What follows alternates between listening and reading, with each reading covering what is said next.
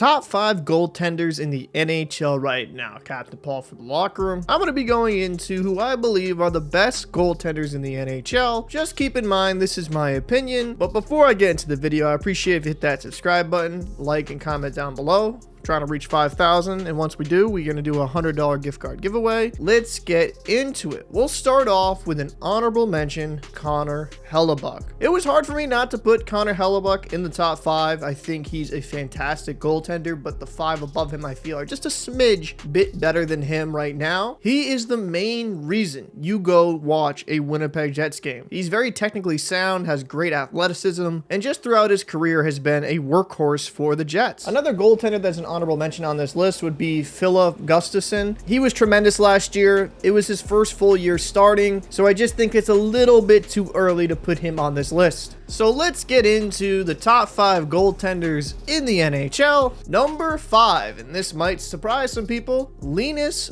Omark. He was the best goaltender in the NHL statistically last season. He won a Vezina. In 49 games played, he had 40 wins, 6 losses, 1 overtime loss with 2 shutouts, for a .938 save percentage and a 1.89 goals against average. Over his career, in 207 games played, he had 116 wins, 63 losses, 16 overtime losses, 6 shutouts, for a .919 save percentage and a 2.50 goals against average. Ullmark was tremendous last year. He used every part of his body to make saves when needed, and he showed these flashes in Buffalo, and it finally came into form in Boston last season. The reason why I'm keeping him number 5, well, last year was a breakout season. He was on a historic team. He also had a very good backup where he could split the games and get well rested. And I want to see Ullmark do this again. He does justify himself being in the top 5, but I'd like to see more seasons of superb caliber like this before I put him any higher. Number 4, Juuse Saros. 5'11" goaltender who really shows that height does not matter. In 64 games played, 33 wins, 23 losses, 7 overtime losses with 2 shutouts with a .919 save percentage and a 2.69 goals against average.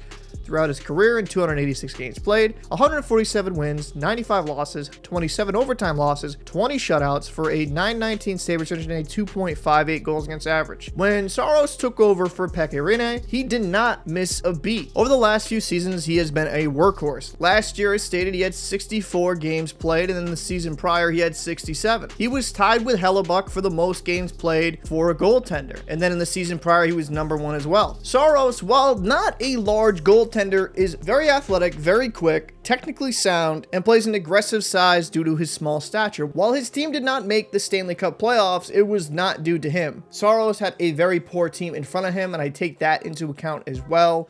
So his numbers, while not eye-popping at .919 or 2.69, are extremely good considering what was around him. Number 3, AndreVasilevski. 6'4", he is a big boy. 60 games played last year, 34 wins, 22 losses, 4 overtime losses for 4 shutouts.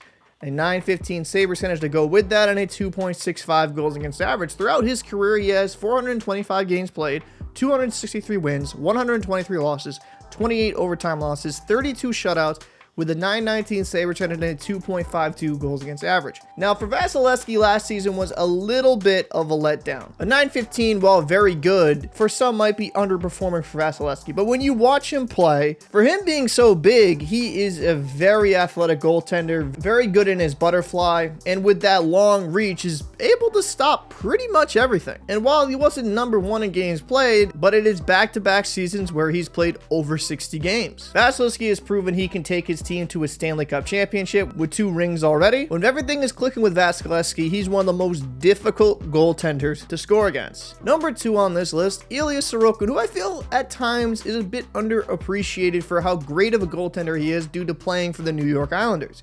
In 62 games played, he had 31 wins, 22 losses, 7 overtime losses, 6 shutouts for a .924 save percentage and a 2.34 goals against average. Throughout his career, 136 games played, 70 wins, 46 losses, 18 overtime losses, 16 shutouts for a .924 save percentage and a 2.34 goals against average. Sorokin is the model of consistency in performance. While he doesn't have some of the track record of the other goalies on this list, playing only 3 seasons, those 3 seasons have been pure excellence. He led the NHL in shutouts with 6, and with a New York Islanders team that does struggle to score at times, he helped drive them to a playoff berth. He has all the attributes you want in a great goaltender, Athletic, aggressive, quick reflexes. He's got some good size to him. Sorokin is one of the best goaltenders in the world. He's entering his prime, so I'm expecting him to keep having this dominance for years to come.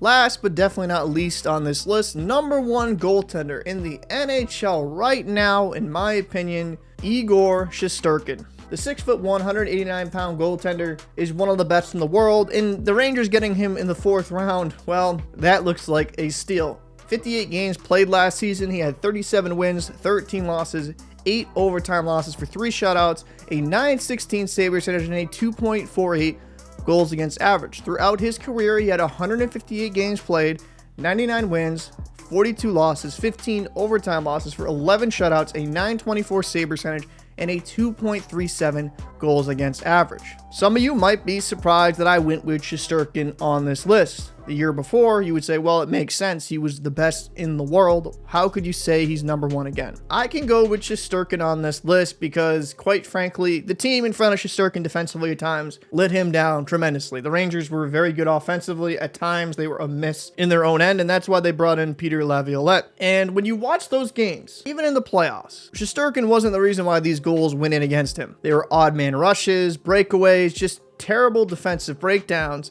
and he would make remarkable saves, but would get lost in those games due to how horrific the Rangers would play in front of him. The season prior, when he was considered the best goaltender and won the Vezina, he had 53 games played, 36 wins, 13 losses, 4 overtime losses for a .935 save percentage and a 2.07 goals against average. Shesterkin has been the most fun goaltender to watch in the NHL. He plays an aggressive style, very athletic, probably the quickest reflexes in the NHL, and will just downright make some mind-boggling saves. Yes, last season for him was considered a little bit of a down year, but with the games played and the team in front of him, I think if the Rangers had better defense or a better defensive structure, Shesterkin would have been in that conversation for a Vezina. He might have had an occasional off game like every goalie does, but pretty much night in, night out, he was the main reason that the Rangers stayed in some of those games. But I'd love to know your thoughts down below in the comment section. This is just my opinion, my list. Who is your top 5 goaltenders in the NHL right now? I'd love to see that down below in the comment section.